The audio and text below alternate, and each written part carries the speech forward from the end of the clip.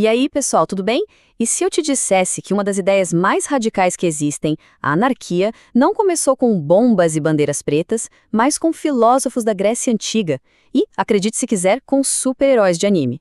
Pois é, nesta nossa conversa a gente vai mergulhar fundo na história surpreendente e, olha, bem antiga do pensamento anarquista.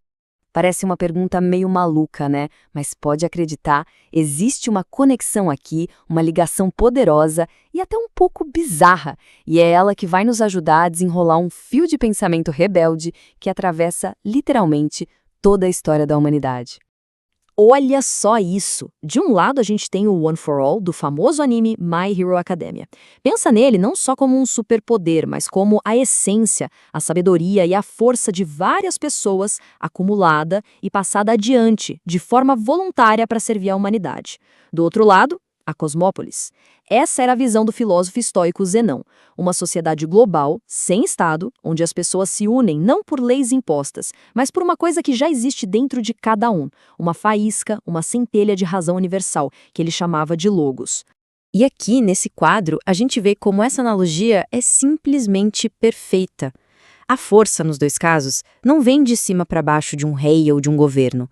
Ela vem de uma fonte coletiva. No anime, é a essência acumulada. Na filosofia, é a razão universal.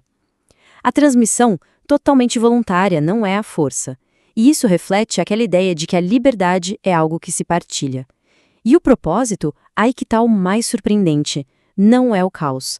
É a busca por uma ordem pacífica, justa, seja para proteger as pessoas ou para viver em harmonia. Para a gente poder seguir essa ideia ao longo da nossa conversa, vamos dar um nome para ela, que tal a centelha coletiva. É basicamente essa crença de que o poder de verdade, a ordem de verdade, nasce da sabedoria que está em todo mundo e não concentrada lá no topo com uma única pessoa. É essa centelha que a gente vai procurar agora na história. Tá, mas de onde é que veio essa tal de centelha coletiva? Para achar as primeiras faíscas dela, a gente vai ter que viajar. E viajar muito no tempo, para um mundo onde a ideia de um Estado, de um governo, ainda não era vista como algo inevitável. Nossa primeira parada é na China antiga, com o taoísmo e o conceito de Wu Wei. E olha, isso não quer dizer não fazer nada, tá? É mais sobre agir em harmonia com o fluxo natural das coisas. Politicamente, isso era uma bomba. Sugeria que o melhor jeito de governar era não governar. Deixar a ordem surgir naturalmente, porque para eles a interferência do Estado era a verdadeira causa da bagunça.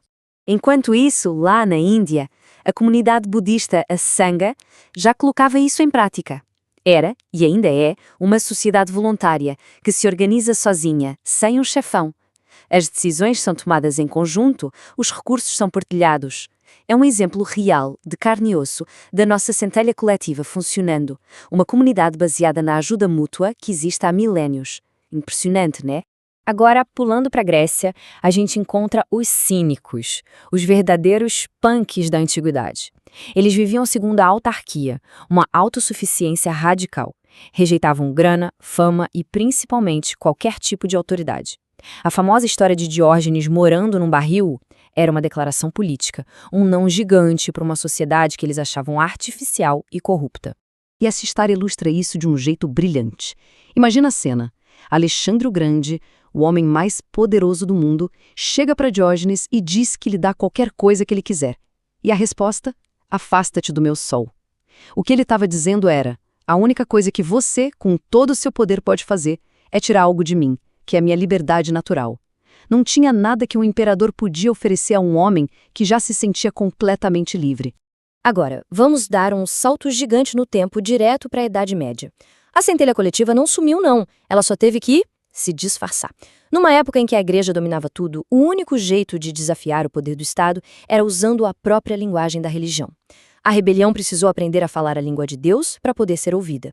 E o que é fascinante aqui é ver como a mesmíssima ideia explode em lugares completamente diferentes.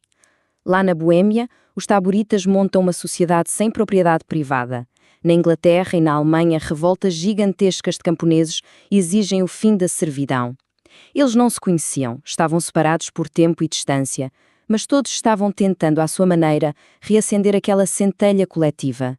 E talvez nenhuma frase resuma melhor esse espírito do que esta aqui, dita por um padre dissidente chamado John Ball. É uma pergunta super simples, mas com um poder de destruição para a ordem da época simplesmente enorme. John Ball era a cara do punk medieval. Ele foi expulso da igreja porque dizia nos seus sermões que a divisão entre nobres e camponeses não era vontade de Deus, mas uma fraude criada pelos ricos. A lógica dele era matadora. Lá no Jardim do Éden, Adão e Eva eram iguais, trabalhadores. Então, de onde saíram os nobres? Ele defendia um tipo de comunismo de bens inspirado no cristianismo primitivo e botou fogo nos camponeses para partirem para ação direta, queimando registros de impostos e tudo mais. Claro, ele foi executado, mas as suas palavras, essas se tornaram imortais. Mas claro, a história da centelha coletiva não é só de vitórias. Ela é também uma história de conflito, de luta. E agora a gente vai ver o outro lado da moeda. Um exemplo clássico de como ideais revolucionários podem ser roubados, cooptados por quem quer controlar a chama, em vez de deixar ela queimar livremente. Imagina o clima no início do século XVI. A reforma protestante, com caras como Martinho Lutero, estava enchendo a Europa de esperança. O papo sobre a liberdade do cristão fez os camponeses alemães pensarem: ué, peraí, se a gente pode ser livre espiritualmente, por que não podemos ser livres na vida real, social e economicamente? E aí eles começaram a escrever manifestos, exigindo o fim da servidão e a devolução das terras. E então veio o balde de água fria. A traição. Quem disse essa frase terrível foi Martinho Lutero. Sim, o mesmo cara que inspirou a revolta. Com medo de que a revolução dos camponeses ameaçasse os seus protetores, os príncipes alemães, ele escreveu um panfleto mandando a nobreza esmagar os rebeldes sem piedade nenhuma. Ele basicamente deu a bênção religiosa para o massacre de dezenas de milhares de pessoas. E aqui está o pulo do gato para quem tem um pensamento anarquista. A traição de Lutero não foi vista só como uma falha moral de uma pessoa. Foi o resultado inevitável da estrutura de poder que ele escolheu. Ao depender dos príncipes, a reforma dele ficou amarrada ao Estado. E na hora de escolher entre o povo e o poder, ele escolheu o poder. A lição aqui é brutal, mas clara. Estruturas de hierarquia, seja na igreja ou no Estado, sempre vão se proteger, mesmo que para isso precisem esmagar as ideias que um dia defenderam. Mas a história não acaba aqui. Porque mesmo com traições e massacres como esse, a centelha coletiva é teimosa. Ela não se apaga fácil. O espírito de revolta e essa busca por uma sociedade mais livre continuaram pipocando, de novo e de novo, em lugares e formas diferentes. Olhe só esse exemplo.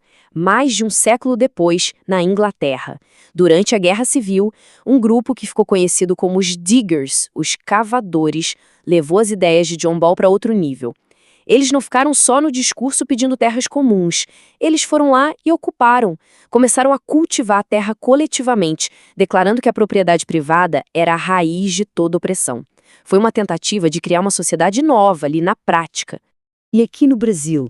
Aqui no Brasil a centelha coletiva pegou fogo e com força nos quilombos. Comunidades como Palmares, que resistiu por quase um século, eram sociedades inteiras, construídas por pessoas que tinham escapado da brutalidade da escravidão. Eram fortalezas de liberdade, auto-organizadas, baseadas na ajuda mútua e na defesa coletiva, em oposição direta ao Estado colonial. Era uma prova viva de que a liberdade pode, sim, florescer, mesmo nas piores condições possíveis. E tudo isso nos traz de volta à nossa pergunta inicial.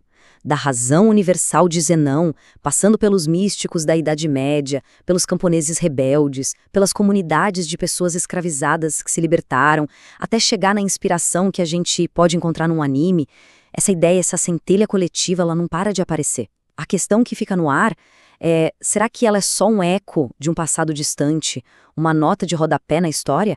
Ou será que é um impulso fundamental do ser humano, algo que está sempre ali, quietinho, só esperando as condições certas para se inflamar de novo?